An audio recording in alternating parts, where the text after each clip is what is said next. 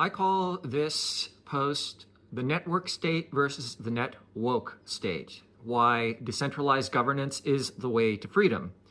Now, I'm using a technique called automatic writing, where you self-hypnotize, call on your spirit team, which includes your higher self, and then you start to write. And what emerges are words that speak the truth from your higher self, which is tapping into the quantum field. And anyone can do this to find deeper truths that lie within this field on any important matter. So here is what was transmitted. And this is up in my book as well. The links are below. So as the woke and government corruption destroy the planet, it's easy to buy into the everything is wrong belief. But higher frequency, that is the good, will win in the end. It always does. All forms of government, from democracy to dictatorships, degrade. The question of whether anarcho-capitalism is a better choice has a quick answer. Human beings repeat political cycles going back thousands of years because of their nature. Anarcho-capitalism may start out in a manner where human beings self-organize with checks and balances and counterbalances to sustain itself, but ultimately people would reorganize into minarchies and then into states and then back into nation-state governments as power finds its way back into corrupt structures. So the cycle would repeat, and this is what history has shown. However, a decentralized digital Web3 network universe is the first technology of its kind that can break this cycle. And given where tech is at this point, this is the first time in history that this is made available.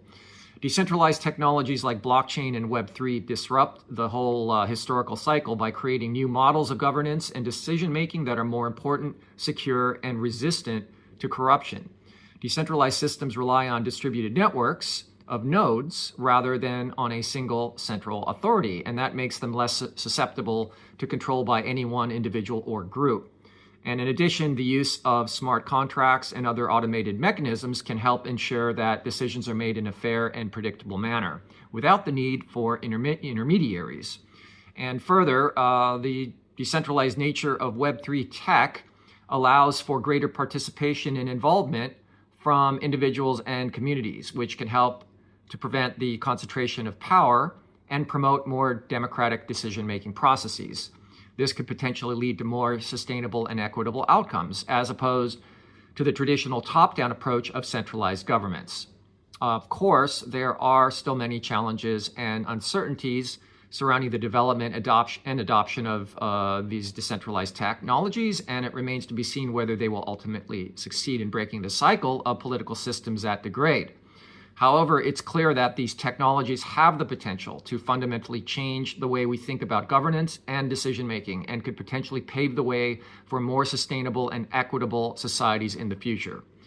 So here now I'm going to present the major negative trends in the world today. I'm first going to discuss the negative ones and then the positive ones. But in reality, there is no bad, because bad always leads to learning and iterative improvements, which ultimately are good. So, giving up or suicide, or, end point, it's never the answer. But when you surrender your ego, so you let go and let God guide you through meditation or automatic writing channeling, where you connect with source and your higher self for guidance into peace or into action, is one of the most empowering things one can do. So here's some of the bad things right now. We see drawdown in physical health, obesity epidemics, diabetes epidemics, autoimmune diseases all over the planet, mental health epidemic with stress, anxiety, and depression. It's an alarming number of people are on antidepressant meds. We're seeing populism, which is the difference between the haves and the have-nots, levels not seen since the Great Depression. And this is due to fractional banking, where central banks can print an endless amount of money. So we get this inflation megatrend that the world has been riding, especially since COVID in 2020. We're seeing, as a consequence, civil unrest and expanding global war. Governments are very quick to overregulate. There's suffocating bureaucracies and regulatory capture, which spurs inflation. We also see government authoritarianism and, of course, corruption amongst pretty much all governments. It's just a matter of degree. We're even seeing the decriminalization of crime as police forces are overworked. And we've also seen that AI has been infected with the woke mind virus. So consequently, we see freedoms being threatened, such as freedom of speech, cancel culture, censorship by big tech and governments.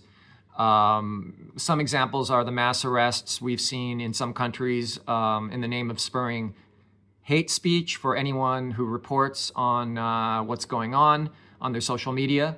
And we saw also how the big tech companies deplatformed a sitting president. That was Donald Trump at the time.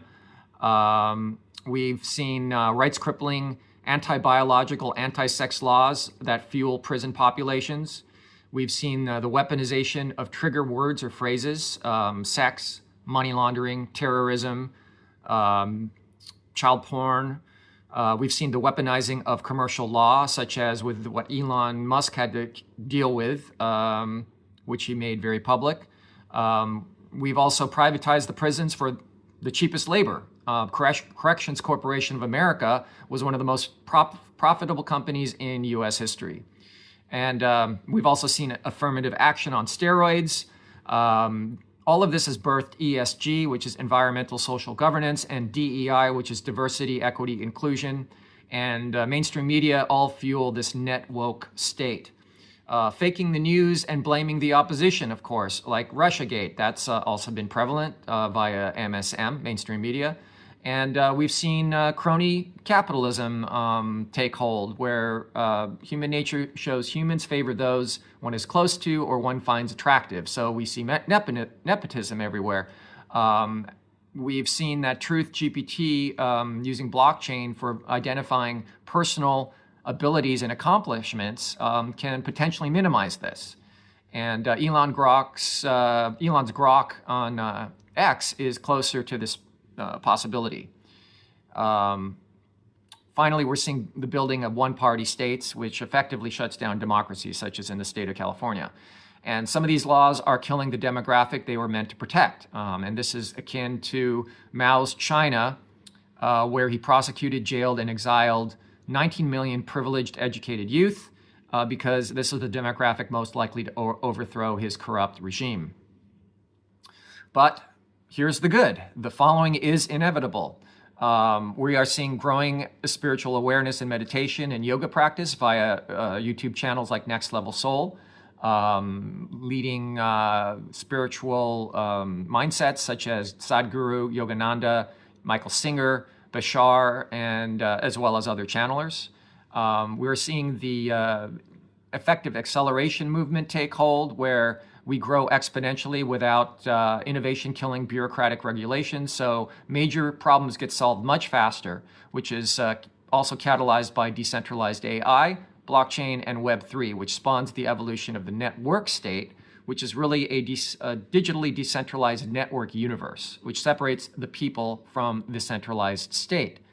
Likewise, decentralized Bitcoin separates money from state. And once upon a time, we saw how we had separation of church and state. That came in the 19th century, and that ended the persecution of people such as Galileo by the Catholic Church in the 17th century. We have rising awareness of inequalities in gender, race, sexuality, trans people. So fairness to minorities, LGBTQ+, is on the rise, and that's based on merit. So affirmative action on steroids is eliminated. We also see more decentralized communication and information available to more people than ever in history, despite the government attempts to censor, block, and ban.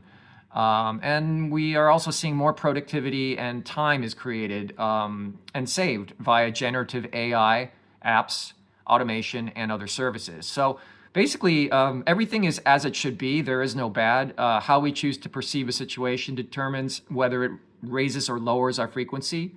That is, whether we perceive something as good or bad. And Gautama Buddha and Sadhguru have said, choosing to see everything as good is a learning experience and therefore an opportunity to grow. And as Jocko Willink has said, no matter what life throws at you, always react with good.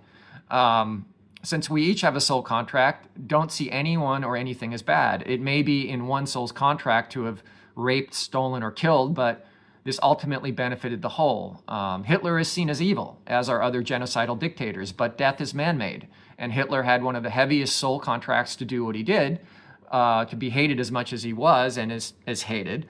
But it was for the best because it raised awareness. Hitler was the ultimate black hat hacker, could be said. The system, that is humanity, needs hackers because it strengthens humanity, just as hackers uncover weaknesses in a system. Now, humanity faces more challenges in the coming years as things crescendo then climax, but that is how humanity improves and evolves. Life is fractal. Life is a game. We have fun creating challenging situations through sports and strategy games. So likewise, life often challenges each of us, though we may not see such challenges as fun at the time, but such challenges could be extreme as well, such as being raped, being falsely imprisoned, being diagnosed with inoperable disease, or losing a loved one. And the key is to see all these challenges as a game to be played. The more one is challenged, the more one can learn, thus evolve. And we assume the creator of all that exists, seen and unseen, is perfect. But nothing created the creator, because the creator, just like with time, I believe has always been. So there's no beginning or ending. God is infinite. God is everything that is. We are a piece of God, and it's more likely that the creator is imperfect, so wants to improve. Since each of us is a piece of the creator, a piece of God, shining our light from each microfaceted mirror of that infinitely large disco ball, we each have a soul contract to fulfill, which helps each of us grow spiritually. And this in turn helps the creator learn more about itself while the whole evolves. We are all one.